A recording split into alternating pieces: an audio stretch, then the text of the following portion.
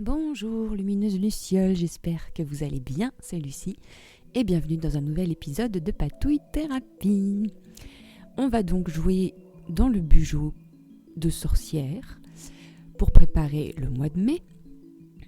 Et pour ce mois-ci, plutôt que de peindre les pages, parce que j'avais pas envie d'attendre que la peinture sèche ou tout ça, donc je vais utiliser un imprimable. Donc c'est l'imprimable qui s'appelle Esprit de Lumière et qui est disponible sur Patreon.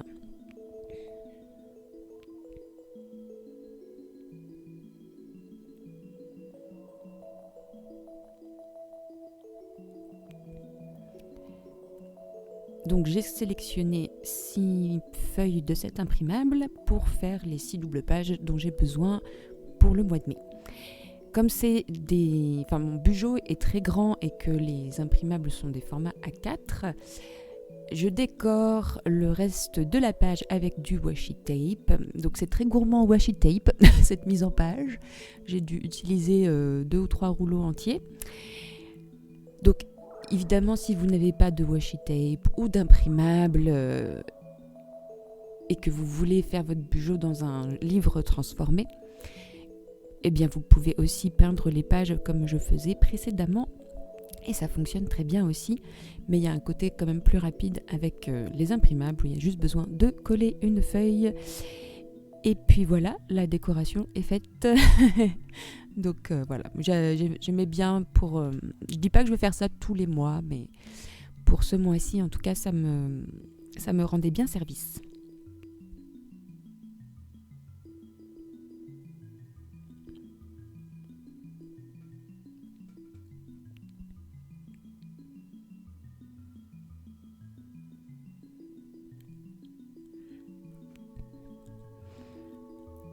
Et puis je vais quand même ajouter une petite illustration, enfin même 2, de cet imprimable qui lui est disponible sur Etsy avec des illustrations que j'avais faites pour le journal des rêves.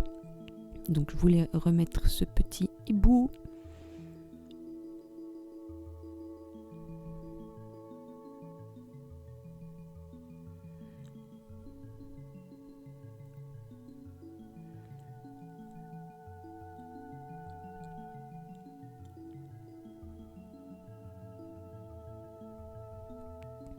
Et je vais mettre aussi une fenêtre gothique.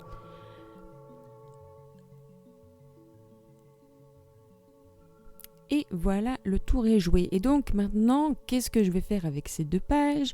Eh bien, c'est les pages qui ouvrent mon mois, donc avec la page de gauche qui sera un tableau de vision un petit peu, et puis la page de droite qui sera le suivi des habitudes et des humeurs. Alors pour le tableau de vision, j'ai découpé des phrases et des mots dans des magazines. Alors petite astuce, comme moi j'achète mes magazines non pas pour les lire mais pour les découper, je les achète d'occasion sur Vinted. Je sais pas si j'en ai déjà parlé. J'ai l'impression en vous le disant que je l'ai déjà dit, mais je suis pas très sûre de moi. Bref, du coup vous pouvez trouver sur Vinted des lots de magazines de seconde main en bon état. Et ils sont beaucoup moins chers du coup parce qu'un magazine ça coûte quand même ultra cher. Surtout si vous le lisez pas et que vous faites comme moi, que vous le découpez. Donc voilà, petite astuce. Voilà, ça m'a un peu changé la vie pour faire toutes mes récoltes d'images et tout ça. Bref. Alors avant de coller, je ne sais pas pourquoi, mais j'avais envie d'écrire tous les titres de mon mois de mai sur une feuille pour pouvoir les découper et les colorier et les coller après. Et donc là, j'ai utilisé du papier brouillon, pas du tout du papier autocollant. Ça permet d'utiliser son papier brouillon qui traîne. Donc j'ai fait une petite calligraphie très... à la fois très simple et... à force de faire ce genre de calligraphie, je me suis habituée, mais donc du coup, je trouve que c'est simple. Donc c'est un style de calligraphie brush, donc de pinceau, mais c'est pas de la vraie calligraphie si vous voulez. C'est juste que j'ai tracé mes lettres au stylo et puis j'ai à chaque fois pour les traits qui descendent, j'épaissis en remettant un trait. Enfin, j'épaissis les traits qui descendent. Voilà. Et pour la couleur, j'ai fait une espèce de petit mélange avec un Crayola et un stylo à paillettes. Et le tour est joué. Et donc, ouais, les titres, pour moi, c'est... Je pense que je le dis aussi à chaque fois, mais c'est pas grave. Ça fait vraiment partie du processus de planification créative et créatrice, dans le sens que le titre va vraiment impacter la manière dont je vois la page. Donc des fois, il n'y a pas besoin de chercher midi à 14h, mais par exemple pour la création des contenus vidéo, j'ai une page exprès pour ça. Je trouve que création de contenu, c'est pas très beau, quoi. Et du coup, j'ai préféré l'appeler « Ce que j'offre au monde ». Voilà. Parce que ça donne plus de sens, en fait, à ce que je fais réellement. Bon, après, j'ai fait des titres qui étaient quand même très simples, hein. Qui étaient très, très limpides. Un budget, c'est assez clair. J'aurais pu... me casser un peu plus la tête. Peut-être que pour le mois de juin, je ferai attention à faire des titres plus créateurs pour mettre en pratique ce que je dis. Mais malgré tout, l'intention était là. Quand j'ai écrit mes titres, il y avait vraiment cette idée de déjà enclencher le processus de planification rien qu'avec les titres. Voilà, alors maintenant, je vais pouvoir enfin coller mon tableau de vision. Donc, j'essaie de faire un collage relativement structuré, à la fois parce que je veux quand même laisser apparaître des choses de l'imprimable, et puis que j'aime bien avoir un collage assez structuré. Voilà. Ensuite, on passe donc à la page... qui va me permettre de suivre ce que j'offre au monde, donc ce que j'offre à travers des vidéos, c'est une des manières pour moi de contribuer. Et donc je vais faire exactement le même principe que la page précédente, ça va être comme ça pour toutes les pages, avec du washi et puis mes imprimables. Et alors là, c'est des washi qui sont assez transparent, mais ça ne me gêne pas. J'aime bien aussi garder un petit rappel de ce qu'était le livre avant. Donc ça ne me gêne pas qu'on voit un petit peu ce qu'il y a décrit.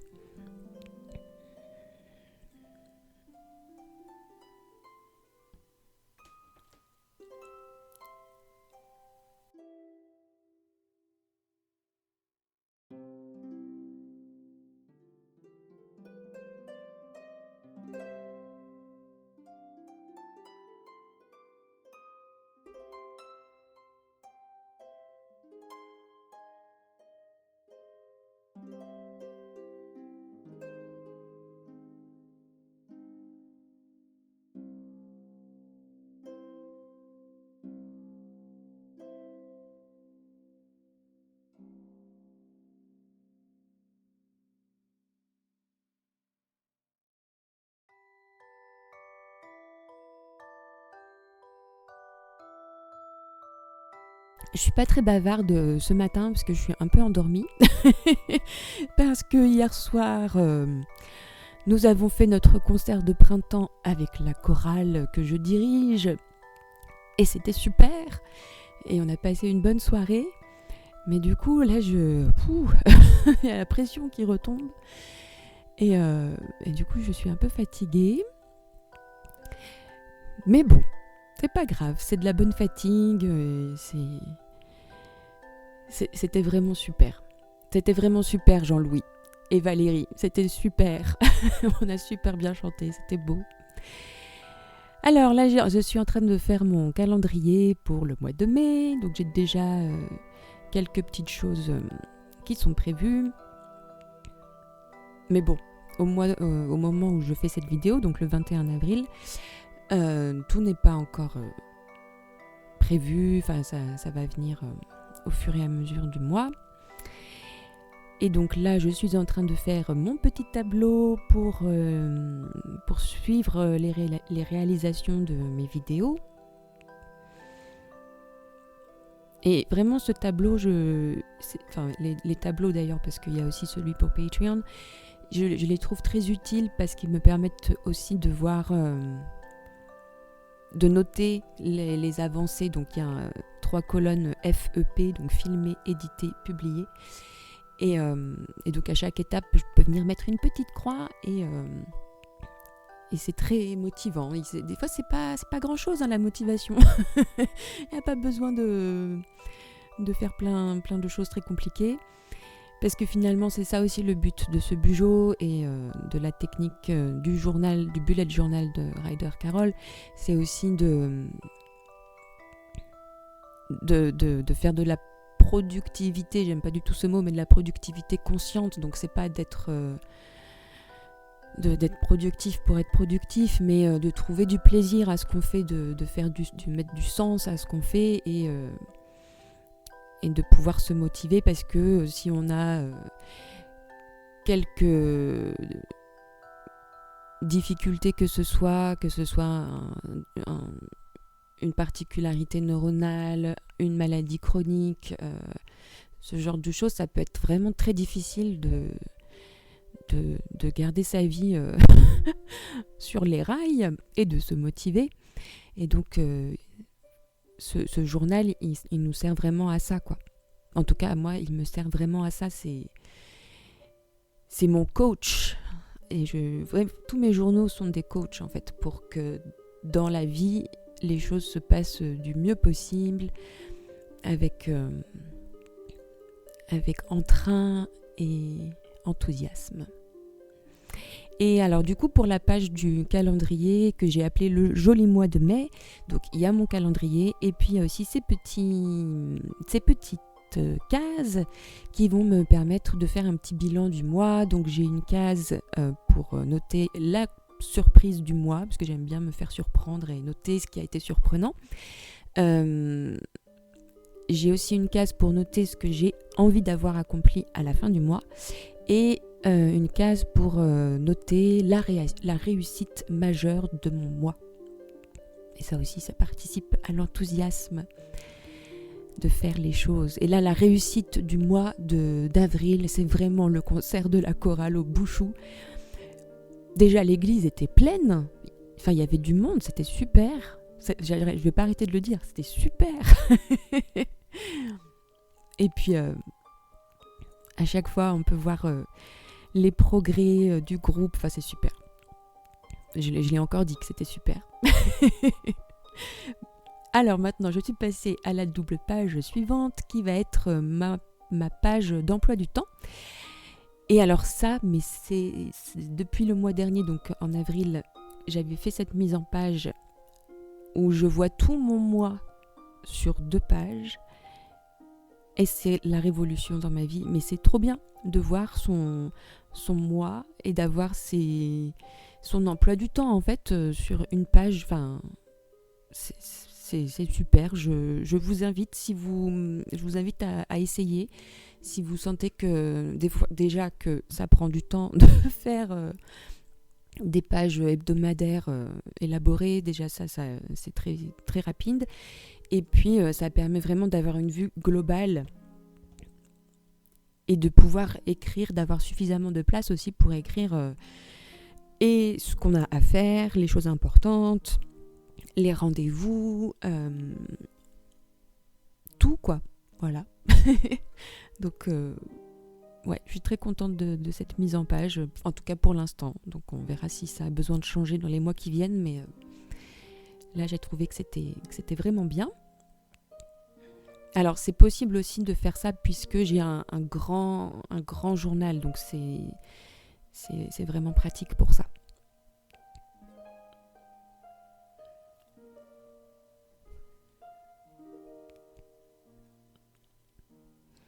Donc j'ai déjà, je vais plier en fait les bandelettes qui vont me permettre de visualiser mes semaines. J'ai utilisé une des feuilles du cahier du défi des 100 jours qui sont où il y a des pointillés. Je suis en train de voir dehors, il neige. Ah. Ça y est, on a retrouvé un temps jurassien, froid, brumeux, voire carrément blanc, on voit rien. J'adore. Et il fait très froid. Et ça me remplit de joie. Bref. Donc, j'ai collé mes bandelettes et du coup, maintenant, je peux écrire les jours du mois de mai. Alors, je dis qu'il y a de la place pour tout écrire, même si peut-être que pour certaines personnes, ça donne l'impression qu'il n'y a vraiment pas beaucoup de place. Moi, je trouve que c'est intéressant d'avoir, en fait, pas trop de place. J'ai essayé, par exemple, la mise en page du planeur de Ruby Granger, que je trouvais très bien parce que, en effet, c'était efficace en termes de suivi du travail et tout ça. Mais en fait, ça donne envie de se charger, de charger son emploi du temps. Et le fait de ne pas avoir beaucoup de place, du coup, ça oblige à restreindre certaines choses et à se laisser du temps. Enfin, en tout cas, pour moi, ça marche comme ça. Alors là, je suis déjà en train de remplir mon emploi du temps qui n'est pas encore complètement établi. Je sais déjà que j'ai certains cours qui sont déjà prévus, mais il y en a d'autres là qui sont en train de se caler. Et c'est pour ça que c'est bien pour moi d'avoir cette vision globale, parce que ça me permet de voir aussi où sont mes créneaux disponibles, sachant que volontairement, je ne mets pas de créneaux... je me force à ne pas remplir tout mon emploi du temps avec des cours, parce que je me suis rendu compte, grâce à mon concert solo que j'ai préparé au mois de mars, c'était super cette prestation, parce que ça m'a permis de constater que, parce que j'avais trop de cours, je ne prenais plus le temps de jouer de la musique pour moi et donc de travailler mon instrument. Et donc cette performance m'a obligée en fait à faire ça, à vraiment... j'ai réduit le nombre de mes cours de 90% et du coup j'ai remplacé avec de la musique pour moi, pour mon travail de musicienne. Et en fait c'était... J'ai pas fait ça depuis tellement longtemps. Donc voilà. Donc en gros maintenant je le dis pour... je sais qu'il y a des personnes qui prennent des cours avec moi et qui regardent aussi ces vidéos. Donc je ne travaille maintenant... Enfin je donne des cours seulement les lundis et les mardis. Et le reste de ma semaine c'est consacré à ma musique et je garde 2 jours, le jeudi et le vendredi, pour tourner des vidéos, mais ça ne veut pas dire que je tourne le jeudi et le vendredi. Je l'ai mis sur mon emploi du temps pour être sûr que ces jours-là, je fais quelques heures de tournage et de montage, mais ça ne veut pas dire que je le fais à chaque fois. Disons que le créneau est réservé. Voilà. Je voulais aussi dire que... c'est quand même hyper important d'avoir un journal et un agenda en format papier. Parce que surtout si vous habitez comme moi dans la montagne jurassienne, qui n'est pas ultra bien desservie en termes de réseau, internet et téléphone, et je trouve ça super. C'est vraiment super parce que ça nous oblige aussi à revenir à un mode de vie peut-être plus ancré dans la réalité. Mais du coup, c'est très régulier qu'on ait des pannes d'internet et de réseau téléphonique. Et donc, c'est arrivé là récemment. Et heureusement que j'avais mon agenda papier et que j'avais aussi noté des recettes que je ne fais plus maintenant dans mon bureau, mais je vais recommencer parce que ça m'a vraiment super bien aidée. Parce que d'habitude, quand je cherche à faire à manger, ben, je cherche tout de suite sur Internet. Et ben là, j'ai cherché dans mon classeur où j'ai rangé toutes les pages de recettes que j'avais faites. Et ben, c'était super. Donc, vraiment, le bugeot papier, l'agenda papier, c'est pour moi maintenant une nécessité absolue parce que c'est déjà,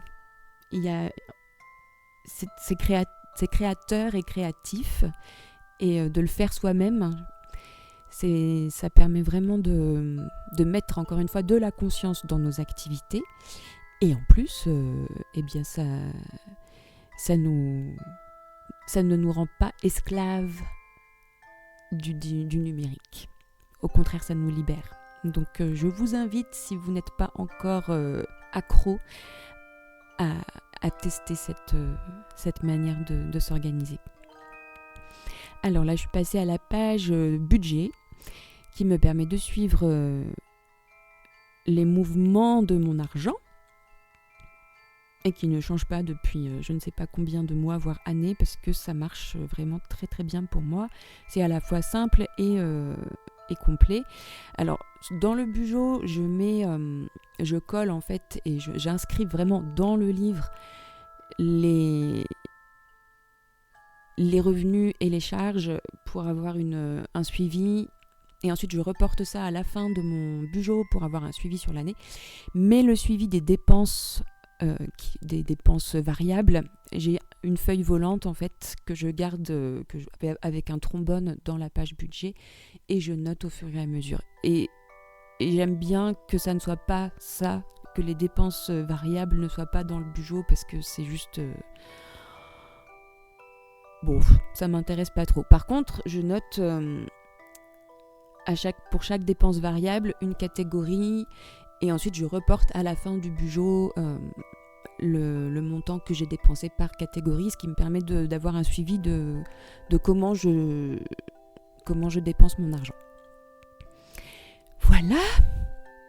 Et maintenant, nous arrivons à la dernière double page de ce mois de mai, qui sera ma page de journal lunaire.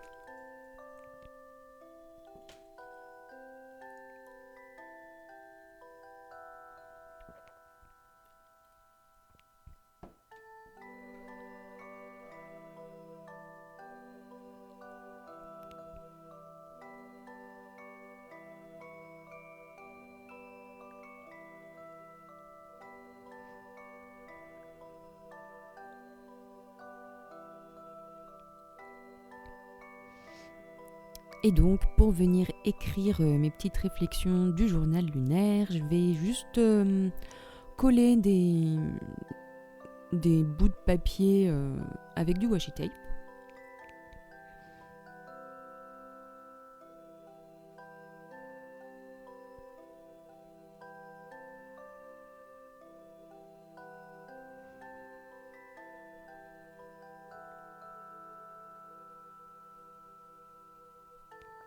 Voilà, je pense que ça y est, je me suis décidée sur l'endroit où placer mes petits bouts de papier. Et alors, je me disais aussi, j'étais pas très sûre de moi sur la disposition de la page. Alors, c'est pour ça aussi que j'utilisais le washi tape, parce que je me disais au moins si j'ai envie de bouger, eh ben, je bouge les papiers. Alors du coup, pour la page de nouvelle lune, j'ai un endroit pour écrire le petit rituel que je vais faire, un endroit pour écrire si tout était possible, qu'est-ce que je ferai ces 30 prochains jours et ce que j'espère accomplir durant ce prochain cycle lunaire. Et pour la page de pleine lune, j'ai aussi une petite liste pour faire un rituel et puis des endroits pour faire mon journal. Donc ce que j'ai accompli durant le précédent cycle lunaire, comment je me sens en voyant les accomplissements et comment célébrer les accomplissements du cycle lunaire. Et voilà.